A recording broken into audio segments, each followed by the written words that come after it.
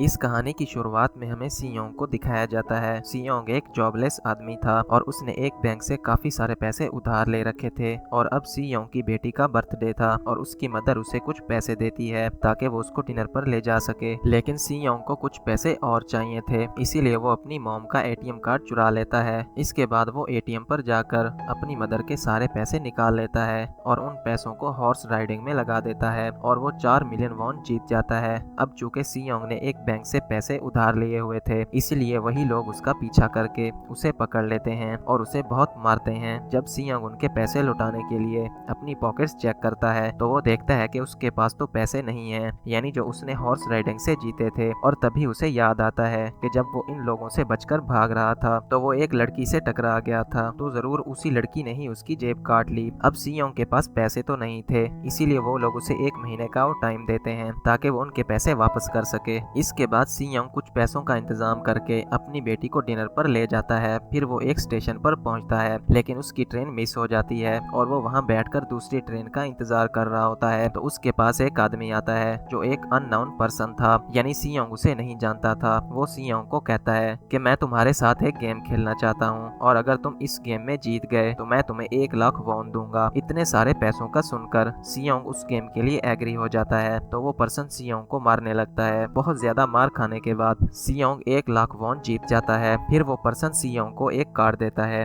और कहता है कि अगर इसी तरह तुम्हें और पैसे जीतने हैं तो इस नंबर पर कांटेक्ट करना। उसके बाद सियोंग अपने घर जाता है और उसकी मॉम उसे बताती है कि अगले साल तुम्हारी बेटी अपने स्टेप फादर के साथ यूएस में शिफ्ट हो रही है, क्योंकि सियोंग की डिवोर्स हो चुकी थी और उसकी वाइफ ने दूसरी शादी भी कर ली थी। लेकिन सियोंग ये कभी नहीं चाहता था कि उसकी बेटी उससे दूर जाए, मगर उसे बहुत ज्यादा पैसों की जरूरत होती है ताकि वो अपनी बेटी की कस्टडी वापस ले सके। इसीलिए सियोंग उस कार्ड वाले नंबर पर राब्ता करता है और उसे एक गाड़ी लेने के लिए आ जाती है। उस गाड़ी में और भी लोग होते हैं। फिर उन सब लोगों को बेहोश कर दिया जाता है और जब उनको होश आता है तो वो एक फैसिलिटी में होते हैं जहां टोटल 456 लोग थे और वो वहां पर एज अ प्लेयर थे और उन सभी लोगों को एक यूनिफॉर्म पहनाया हुआ था और उस फैसिलिटी का लीडर एक आदमी था जो कि एक फ्रंटमैन था और उसने सभी पर नजर रखी हुई थी। और वहाँ एक कॉमन चीज थी कि जितने भी लोगों को वहाँ लाया गया था उन सब पर बहुत कर्जे थे, यानी सब पैसे की लालच में वहाँ आए थे। सियोंग वहाँ पर प्लेयर नंबर 1 से मिलता है जो एक ओल्ड मैन था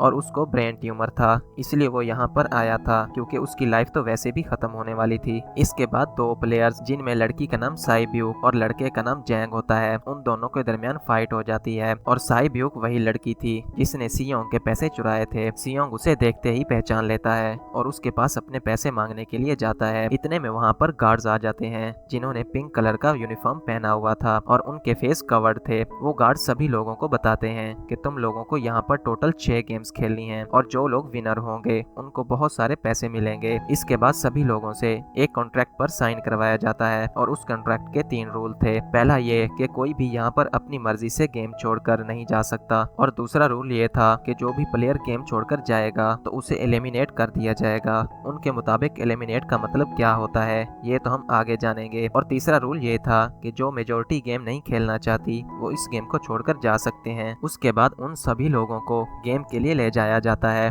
और वहीं पर सियोंग अपने क्लासमेट से मिलता है जो उसे बचपन से जानता था। सियोंग उसे देखकर बहुत हैरान होता है क्योंकि वो तो बिजनेस के लिए आउट ऑफ कंट्री गया हुआ था। अब पहली गेम स्टार्ट होती है और उनके सामने एक बहुत बड़ी डॉल होती है और उसका रूल ये था कि जब डॉल गाना गाएगी तो उन्हें आगे बढ़ना है और जब गाना गाना बंद कर देगी तो उन सबको रुक जाना है और मूव नहीं करना। अगर कोई हिल गया तो उसे एलिमिनेट कर दिया जाएगा। अब शुरुआत में ये इन्हें सब एक प्रैंक लग रहा था, लेकिन जब एक लड़का मूव करता है तो उसे शूट कर दिया जाता है, यानी एलिमिनेट का मतलब यही था, यानी उन्हें मार दिया जाएगा। ये सब देखकर काफी लोग घबरा जाते हैं और अब उन्हें पता चल गया था कि ये एक डेथ गेम है, इसीलिए वो पैनिक हो जाते हैं और इधर उधर भागने लगते हैं। अब चूंकि गेम का रूल यही था इसलिए जो भी मूव करते हैं उन सबको मार दिया जाता है और जो भी सर्वाइवल होते हैं वो किसी न किसी तरह इस गेम को पास कर ही लेते हैं और जो लोग मारे जाते हैं उनकी डेथ बॉडीज को वहां से ले जाया जाता है। और अब 456 प्लेयर में से सिर्फ 255 ही बाकी रह गए थे। अब चूंकि वो सारे प्लेयर्स काफी डर गए थे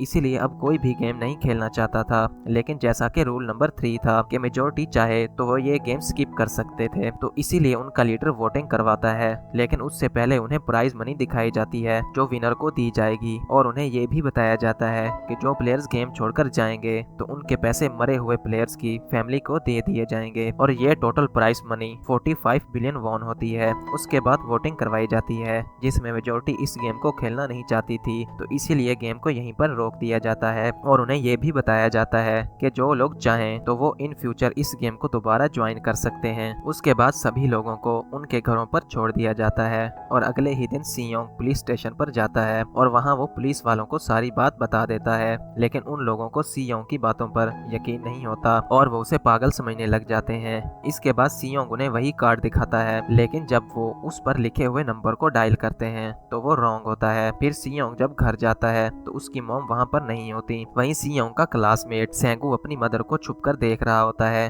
और तभी वहाँ पर सियोंग भी आ जाता है। सेंगू सियोंग को बताता है कि मेरे ऊपर 6 बिलियन वॉन का कर्ज है। वो बताता है कि क्लाइंट्स के पैसे लेकर मैंने स्टॉक मार्जिन में लगा दिए थे और वो सारे पैसे डूब गए। और अगले ही पल सियोंग के पास हॉस्पिटल से कॉल आती है क्योंकि सियोंग की मदर का पांव काफी इंजर्ड था, लेकिन डायबिटीज का ट्रीटमेंट न होने की वजह से उनकी चोट और ज्यादा बढ़ गई थी। इसीलिए डॉक्टर्स सियोंग को बताते हैं कि तुम्हारी मदर का ट्रीटमेंट हो सकता है, लेकिन इसके लिए हमें उनका पांव काटना होगा। मगर इस ऑपरेशन में काफी सारे पैसे लगने वाले थे, लेकिन सियोंग के पास तो इतने पैसे थे ही नहीं और उसने तो अपनी मदर के इंश्योरेंस के पैसे भी उड़ा दिए थे। इसीलिए सियोंग कुछ पैसे मांगने के लिए अपनी वाइफ के पास जाता है, लेकिन उसकी बीवी उसे पैसे देने से इनकार कर देती है। फिर उसकी बीवी अपने हस्बैंड को बताती है कि सियोंग पैसे मांगने के लिए आया था, तो उसका हस्बैंड सियोंग को पैसे देने के लिए आता है और उसे ये भी कहता है कि अब मेरी फैमिली से दूर रहना। मगर सियोंग को इस बात पर गुस्सा आ जाता है और वो पैसे नहीं लेता। इसके बाद सियोंग का एक दोस्त अपने बॉस के पास पैसे मांगने जाता है, लेकिन उसका बॉस उसे पैसे देने से मना कर देता है और इसीलिए उन दोनों के दरमियान फाइट होने लग जाती है। उस फाइट के दौरान उसके बॉस का हाथ एक मशीन में आ जाता है,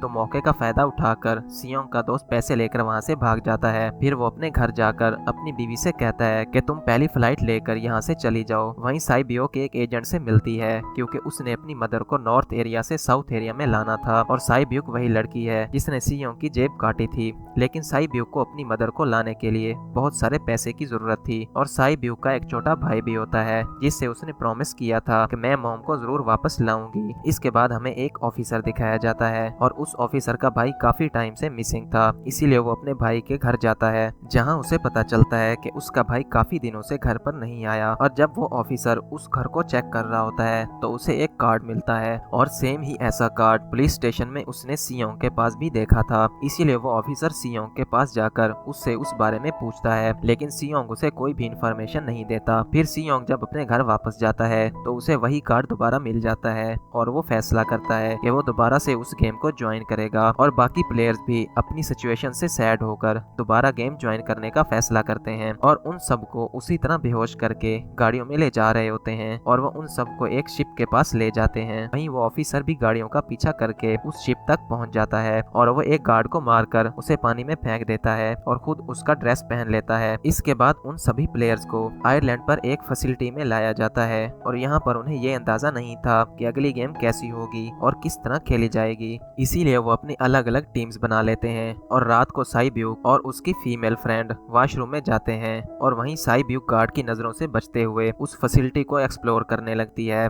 तभी वो देखती है कि गार्ड्स बड़े बड़े बर्तनों में कुछ बना रहे हैं, लेकिन अब गार्ड्स को शक हो जाता है, तो इसलिए एक गार्ड वॉशरूम चेक करने के लिए आता है और तब तक साइब्यूक वापस आ चुकी थी। फिर साइब्यूक अपनी फीमेल फ्रेंड को सारी बात बता देती है जो उसने देखा था और वहीं सेंगवू भी उनकी बातें सुन लेता है और वो उस बारे में साइब्यूक से पूछता है, तो साइब्यूक उसे बताती है कि वो बड़े बड़े बर्तनों में कुछ पका रहे थे। उसके बाद सभी प्लेयर्स को प्लेग्राउंड में लाया जाता है जहां उनके सामने 4 शेप्स थी और उन 4 शेप्स में से उन्होंने किसी एक को चूज करना था और अब सेंगवू को सब पता चल जाता है कि गेम क्या है और इसे किस तरह खेलना है। सेंगवू सियोंग को बताता है कि सबने अलग शेप्स को चुनना है। उसके बाद उन सभी को एक छोटा सा बर्तन दिया जाता है जिसमें उनकी चूज की हुई शेप्स बनी होती हैं और गेम ये होती है कि इन शेप्स को किसी तरह उन्होंने बगैर डैमेज किए बाहर निकालना है और अगर शेप्स डैमेज हो गई तो उन्हें एलिमिनेट कर दिया जाएगा, यानी मार दिया जाएगा। अब यहाँ पर सेंगवू तो आसानी से शेप्स को बाहर निकाल लेता है, लेकिन सियोंग इतना ज्यादा घबरा जाता है कि उसकी तो हालत ही खराब हो जाती है,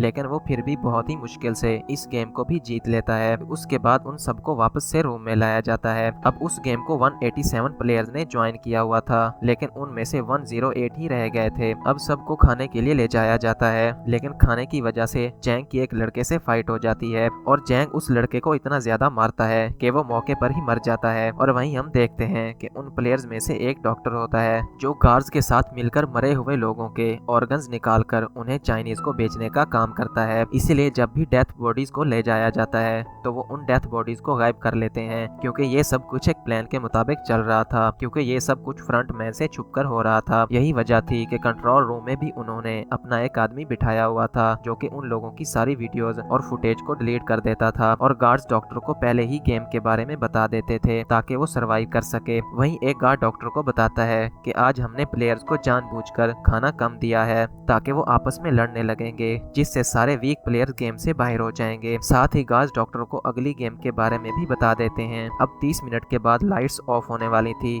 अब यहाँ पर सैंगवो को पता था कि सियोंग की टीम कुछ उल्टा करेगी, इसीलिए वो उस टीम को अपने पास बुलाकर शांत रहने को कहता है। वहीं वो डॉक्टर प्लेयर जैंग की टीम में शामिल हो जाता है और वो जैंग को बता देता है कि अगली गेम कौन सी है। उसके बाद लाइट्स ऑफ हो जाती हैं और जैंग अपनी टीम के साथ मिलकर बाकी सभी को मारने लगता है। जैंग एक लड़के को मारकर अब साइब्यूक को मारने के लिए जाता है, लेकिन तभी सियोंग उसे बचा लेता है। उसके बाद गार्ड्स वहां पर आकर सभी लोगों को रोक लेते हैं और अब टोटल 80 लोग रह गए थे। फिर उन सभी को तीसरे गेम के लिए ले जाया जाता है और उन्हें 10-10 प्लेयर्स की टीम बनाने के लिए कहा जाता है और वो लोग अपनी अपनी टीम बना लेते हैं। अब क्योंकि जैंग को अगले गेम के बारे में पहले ही पता होता है, इसीलिए वो साइब्यूक की फीमेल फ्रेंड को अपनी टीम में नहीं रखता और वो अपनी टीम में सिर्फ मर्दों को ही रखता है। उसके बाद सैंग वो भी अपनी एक टीम बना लेता है क्योंकि उन्हें एक प्लेयर की जरूरत थी, इसलिए साइब्यूक की फीमेल फ्रेंड उनकी टीम में शामिल हो जाती है। और ये गेम असल में टैग ऑफ वॉर का होता है, यानी उन्होंने अपने सामने वाली टीम को रोप के जरिए नीचे गिराना था। उसके बाद गेम स्टार्ट हो जाती है और जैंग की टीम उस गेम को बड़ी आसानी से जीत लेती है। उसके बाद सैंग वू की टीम की बारी होती है। तभी प्लेयर नंबर 1 यानी वो बूढ़ा आदमी कहता है कि मैंने अपनी जिंदगी में बहुत सारी टैग ऑफ वॉर्स खेली हैं, इसीलिए वो उन सबको गाइड करता है कि इस गेम को कैसे जीतना है। तो इसीलिए वो लोग किसी न किसी तरह इस गेम को जीत लेते हैं। फिर दिखाया जाता है कि 30 मिनट के बाद लाइट्स ऑफ हो जाएंगी, जिस पर सैंग वो अपनी टीम से कहता है कि रेडी रहना। फिर वो डिसाइड करते हैं कि वो एक एक करके पहरा देंगे। अब जैंग की टीम में एक से बढ़कर एक चालाक प्लेयर था, इसलिए जैंग को डर होता है कि उसकी टीम कहीं उसे ही ना साइड कर दे। वही डॉक्टर और गार्ड्स मिलकर डेथ बॉडीज की ऑर्गन्स निकाल रहे होते हैं और उन ऑर्गन्स को गार्ड नंबर 28 और 29 ने डिलीवर करने के लिए जाना था और वो सभी एक डेथ बॉडी के बारे में बातें करने लगते हैं जिसकी सिर्फ एक किडनी थी और वो उसे ज़ॉम्बी कह रहे थे। अब यहाँ पर जो गार्ड नंबर 29 था, यानी जिसने वो ऑर्गन्स डिलीवर करने जाने थे, वो कोई और नहीं बल्कि वो ऑफिसर था जो गार्ड के भेस में वहाँ आया था। और ये सब बातें सुनकर उसे शक होता है कि शायद ये लोग मेरे भाई की बात कर रहे हैं, क्योंकि उसके भाई की भी एक किडनी थी। इसके बाद गार्ड नंबर 28 और 29 यानी वो ऑफिसर ऑर्गन्स को डिलीवर करने के लिए जाते हैं और रास्ते में वो ऑफिसर नोटिस करता है कि टनल में तो बॉम्ब लगा हुआ है। तब 28 उसे बताता है कि जब हम बाहर निकलेंगे तो इस जगह को ब्लास्ट कर दिया जाएगा। अब वो ऑफिसर नंबर 28 से और इंफॉर्मेशन लेने की कोशिश करता है तो उसे उस पर शक होने लगता है, इसीलिए वो उस ऑफिसर को फेस दिखाने के लिए कहता है। तो ऑफिसर उसे अपना फेस तो दिखा देता है, मगर साथ ही वो उस पर गन भी पॉइंट कर देता है और उससे एक किडनी वाले आदमी के बारे में पूछता है कि वो कौन था जिसे तुम ज़ॉम्बी कह रहे थे। जिस पर नंबर 28 उसे कहता है कि वो तो एक लड़की थी और उसे ये भी बताता है कि तुम लीडर के रूप में जाकर सारी इंफॉर्मेशन निकाल सकते हो, वहाँ पर सबका डाटा है। ये जानने के बाद वो ऑफिसर नंबर 28 को मार डालता है। वही वो डॉक्टर गार्ड से जब अगली गेम के बारे में पूछता है, लेकिन उस गार्ड को भी अगली गेम के बारे में पता नहीं होता, तो इसीलिए डॉक्टर को गुस्सा आ जाता है और वो एक गार्ड को पकड़ लेता है और उन दोनों के दरमियान फाइट होने लगती है। फाइट के दौरान वो डॉक्टर गार्ड को मारकर वहाँ से भाग जाता है और एक गार्ड भी उसका पीछा करता है और वो दोनों एक प्लेग्राउंड में आ जाते हैं और डॉक्टर उस गार्ड को बातों में उलझाकर उसे मारने ही वाला होता है, लेकिन तभी लीडर वहाँ आ जाता है और उसे मार डालता है और उस डॉक्टर को भी मार दिया जाता है। साथ ही उन्हें नंबर 28 की डेथ बॉडी भी मिल जाती है और उन्हें ये भी पता चल जाता है कि फैसिलिटी में कोई घुस गया है। वहीं वो ऑफिसर लीडर यानी फ्रंट मैन के रूम तक पहुंच जाता है और वो चेक करते हुए एक ऐसे रूम में पहुंच जाता है जहां पर सबके रिकॉर्ड्स थे। और जब वो ऑफिसर रिकॉर्ड्स को चेक कर रहा होता है तो उसे सभी विनर्स की एक लिस्ट मिलती है जिसमें उसके भाई का नाम भी था, यानी वो भी कभी विनर था। वहीं सभी प्लेयर्स को 4th गेम के लिए ले जाया जाता है जहां उन सबको अपना एक पार्टनर चुनने के लिए कहा जाता है और वो अपना अपना पार्टनर चुन लेते हैं और साइब्यूक की फीमेल फ्रेंड भी अपना पार्टनर ढूंढने की कोशिश करती है, लेकिन कोई भी उसका पार्टनर बनने को तैयार नहीं था। इसके बाद सभी प्लेयर्स को 10-10 मार्बल्स दिए जाते हैं और इस गेम का रूल ये था कि एक प्लेयर को अपने पार्टनर से सारे मार्बल जीतने होंगे और दूसरा पर्सन जिसके पास मार्बल्स नहीं होंगे उसे मार दिया जाएगा। फिर सेंगवू और सियोंग का फ्रेंड ऑड और इवन का गेम खेलते हैं जिसमें उन्हें गेस करना था कि सामने वाले के हाथ में कितने मार्बल हैं। अब सियोंग का फ्रेंड सेंगवू के सारे मार्बल जीत लेता है, जिसकी वजह से सेंगवू के पास सिर्फ एक ही मार्बल बचा था। चूंकि अब सेंगवू को पता था कि अब वो बच नहीं पाएगा, इसलिए वो सियोंग के फ्रेंड को अपनी बातों में उलझाकर उसे ये यकीन दिलाता है कि हम में से अगर कोई हार गया तो हारे हुए लोगों का मैच दोबारा करवाया जाएगा। और सेंगवू धोखे से सियोंग के फ्रेंड के सारे मार्बल चेंज कर देता है। उसके बाद सेंगवू सारे मार्बल गार्ड को दे देता है और वहाँ से बाहर चला जाता है। और जब सियोंग का फ्रेंड चेक करता है तो मार्बल्स की जगह पोटली में पत्थर होते हैं। वहीं प्लेयर नंबर 1 यानी ओल्ड मैन की हालत खराब हो रही थी, इसलिए वो इधर उधर घूम रहा था, लेकिन सियोंग किसी तरह उसे खेलने के लिए एग्री कर लेता है। अब वो दोनों भी इवन और ऑड का गेम खेलते हैं और वो ओल्ड मैन सारे मार्बल जीत जाता है, लेकिन वो लास्ट राउंड में भूल जाता है कि उसने क्या चूज किया था। इसीलिए सियोंग उसे बातों में उलझाकर सारे मार्बल्स ले लेता है, लेकिन वो ओल्ड मैन काफी होशियार था और उसने एक मार्बल अपने पास छुपा कर रखा हुआ था। फिर वो ओल्ड मैन दोबारा से इधर उधर घूमने लगता है तो सियोंग उसे रिक्वेस्ट करता है कि मेरे साथ एक गेम खेल लो। तभी वो ओल्ड मैन सियोंग को बताता है कि मुझे पता था तुमने सारे मार्बल मुझसे धोखे से लिए हैं और मैं पागल बनने की एक्टिंग कर रहा था। ये सुनकर सियोंग को उस पर तरस आ जाता है और वो उसे सारे मार्बल दे देता है। इसके बाद साई ब्यूक और उसकी फीमेल फ्रेंड भी गेम खेल रहे होते हैं। उनकी गेम ये होती है कि जो मार्बल्स को दीवार के करीब ज्यादा फेंकेगा तो वही विनर होगा। पहले साई ब्यूक अपने मार्बल फेंकती है और जब उसकी पार्टनर की बारी आती है तो वो सारे मार्बल साई ब्यूक को दे देती है। उस पर साई ब्यूक अपनी फ्रेंड को मार्बल फेंकने को कहती है, लेकिन उसकी फ्रेंड उसे कहती है कि मैं अकेली हूँ, मेरे पीछे कोई नहीं, पर तुम्हारी तो फैमिली है और तुम्हारा भाई तुम्हारा इंतजार कर रहा है। और इसी वजह से साई ब्यूक की फ्रेंड को मार दिया जाता है। फिर उन सब की डेथ बॉडीज को वहाँ से ले जाया जाता है। उसके बाद वो वापस से रूम में आ जाते हैं और वहीं जैंग देखता है कि साई ब्यूक की वो वाली फ्रेंड तो अभी जिंदा है जो कि आराम से बैठी हुई थी। और अब हमें यहाँ पर पता चलता है कि साई ब्यूक की ये फ्रेंड जैंग की भी फ्रेंड थी, लेकिन किसी बात की वजह से उन दोनों के दरमियान क्लैश चल रहा था, इसीलिए जैंग की वो फ्रेंड उसे बुली करने लगती है। वहीं फ्रंट मैन को उस ऑफिसर का एक डेथ बॉडी के पास कार्ड मिल जाता है। तभी फ्रंट मैन को पता चलता है कि उसके सारे वीआईपीज आ चुके हैं, इसलिए वो उन्हें लेने के लिए चला जाता है। फिर सारे वीआईपीज को उनके रूम में लाया जाता है। फिर फ्रंट मैन उन वीआईपीज के बारे में जाकर एक आदमी को बताता है, वही आदमी मेन होता है। ये कौन है ये हम आगे जानेंगे। फिर अगले दिन उन सबको 5वीं गेम के लिए ले जाया जाता है, जहाँ पर 1 से लेकर 16 तक नंबर पड़े हुए थे और वो सभी प्लेयर्स अपना अपना नंबर चूज कर लेते हैं, यानी जो नंबर एक प्लेयर पर आएगा उसके मुताबिक ही उसकी बारी आएगी। अब यहाँ पर पहला और आखिरी नंबर रह जाता है, यानी 1 और 16। अब सियोंग कंफ्यूज हो जाता है कि उसे कौन सा नंबर चूज करना चाहिए और वो सोचता है कि अगर पहला नंबर मैंने ले लिया तो मैं फंस जाऊंगा, क्योंकि मुझे पता ही नहीं है कि गेम कौन सा है, और अगर लास्ट नंबर चुना तो हो सकता है कि मेरी बारी आने तक टाइम अप हो जाए। और तभी वहाँ पर एक आदमी आ जाता है। वो सियोंग को कहता है कि पहला नंबर मुझे चाहिए, क्योंकि मैं अपनी जिंदगी में कभी भी फर्स्ट नंबर पर नहीं आया। फिर उन्हें एक गेमिंग रूम में लाया जाता है और उस गेम का रूल ये होता है कि दिए हुए टाइम के अंदर उन्हें उस ब्रिज के दूसरी तरफ पहुंचना है। और उसके दरमियान 2 तरह के गिलास लगे हुए थे, जिनमें से एक आम गिलास और एक टेम्पर्ड गिलास था, और आम गिलास पर तो पांव रखते ही वो टूट जाएगा और वो लोग नीचे गिर जाएंगे। फिर गेम स्टार्ट हो जाता है और वो लोग एक एक करके मरने लगते हैं। फिर ऐसा वक्त आ जाता है कि जब जैंग सबसे आगे होता है और वो डर कर आगे ही नहीं बढ़ रहा होता, और अब उन लोगों के लिए सिर्फ एक ही रास्ता था कि या तो वो आगे जाएं या फिर सारे ही मर जाएं। फिर जैंग के सामने उसकी वही फ्रेंड आ जाती है जो उसे बुली कर रही थी, और वो जैंग से कहती है कि मैंने तुम्हें कहा था जिस दिन तुमने मुझे धोखा दिया तो मैं तुम्हें मार दूंगी। फिर वो जैंग को पकड़ लेती है और उसे लेकर नीचे कूद जाती है, जिस वजह से उन लोगों की मौत हो जाती है। अब वहाँ पर एक आदमी था जो कि गिलास कंपनी में काम करता था और उसे पता था कि टेम्पर्ड गिलास कौन सा है, लेकिन जब फ्रंट मैन को उस बात का पता चल जाता है तो वो लाइट्स ऑफ करवा देता है ताकि कोई गिलास को पहचान ही ना पाए। अब लास्ट में एक ही स्टेप बचता है और उनके पास टाइम भी नहीं होता, इसलिए सेंगवू उस आदमी को धक्का दे देता है। सेंगवू, सियोंग और साई ब्यूक इस ब्रिज को पार कर लेते हैं, लेकिन ग्लास टूटने की वजह से उन्हें काफी चोट लग जाती है। वहीं वो ऑफिसर एक सर्वेंट को मारकर उसकी जगह ले लेता है और एक वीआईपी को उस पर शक हो जाता है और वो उसे मास्क उतारने को कहता है, तो ऑफिसर उसे कहता है कि मैं अंदर जाकर मास्क रिमूव कर दूंगा। फिर वो उसे अंदर लेकर जाता है।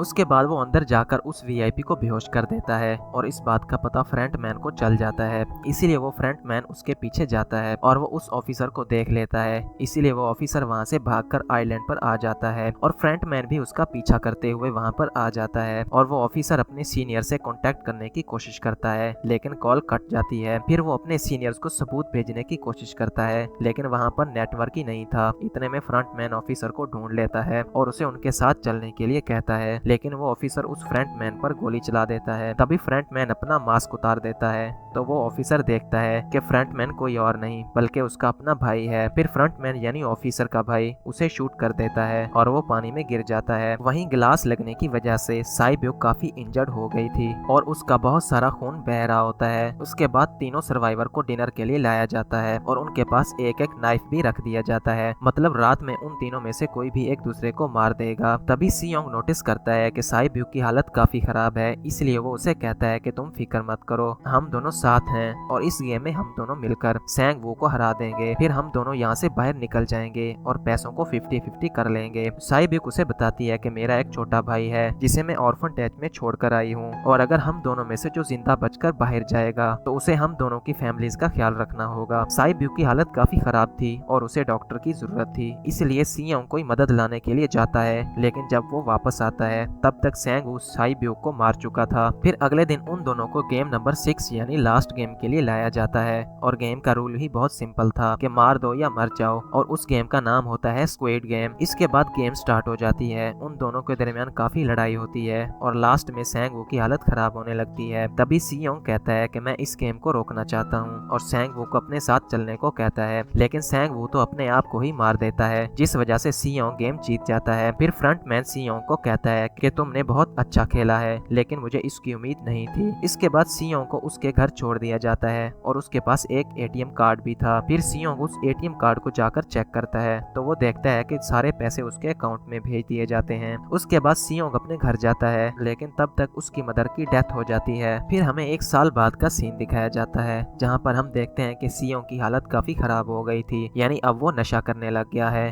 और उसने अब तक इन पैसों को इस्तेमाल ही नहीं किया। फिर एक दिन एक फूल बेचने वाली औरत सियोंग के पास आती है और वो उसे सेम वैसा ही कार्ड देती है जिसमें एक एड्रेस लिखा हुआ था। फिर सियोंग उस एड्रेस पर जाता है जहां उसे पता चलता है कि सारी गेम किसी और की नहीं बल्कि उस ओल्ड मैन की थी जो प्लेयर नंबर 1 था और वो अभी भी जिंदा है। यहाँ पर वो बूढ़ा आदमी सियोंग को बताता है कि मैं अपनी लाइफ से बोर हो चुका था और ये सारी गेम मैंने अपने क्लाइंट्स के साथ मिलकर बनाई ताकि मैं लोगों को मरता हुआ देखकर एंजॉय कर सकूं, लेकिन हमने किसी को मजबूर नहीं किया था इस गेम के लिए और मैंने उस गेम को इसीलिए ज्वाइन किया क्योंकि गेम देखने से ज्यादा खेलने में मजा आता है। और वो कहता है कि जो पैसे तुम्हारे पास हैं वो मेरे ही हैं, और ये कहते ही उस ओल्ड मैन की डेथ हो जाती है। उसके बाद सियोंग साइब्यूक के छोटे भाई के पास जाता है और उसे सैंग वू की मदर के पास ले जाता है और साइब्यूक के भाई को उसके हवाले कर देता है और कहता है कि इस बच्चे का ख्याल रखना, और साथ ही उसे एक बैग भी देता है जिसमें बहुत सारे पैसे होते हैं। उसके बाद सियोंग स्टेशन पर जाता है जहाँ उसे वही अननोन पर्सन मिलता है जो कि उसे मूवी के स्टार्ट में भी मिला था। सियोंग उसे देखकर उसका पीछा करता है, लेकिन वो तब तक वहाँ से भाग जाता है और सियोंग उस कार्ड वाले नंबर पर कॉल करता है और उनसे पूछता है कि तुम लोग कौन हो और लोगों के साथ ऐसा क्यों कर रहे हो और लोगों की जिंदगी से किस लिए खेल रहे हो। लेकिन आगे से उसे रिस्पॉन्स आता है कि सियोंग तुम्हें अगर जिंदा रहना है तो इस प्लेन में चढ़ जाओ, और इसी के साथ ही इस मूवी का एंड हो जाता है।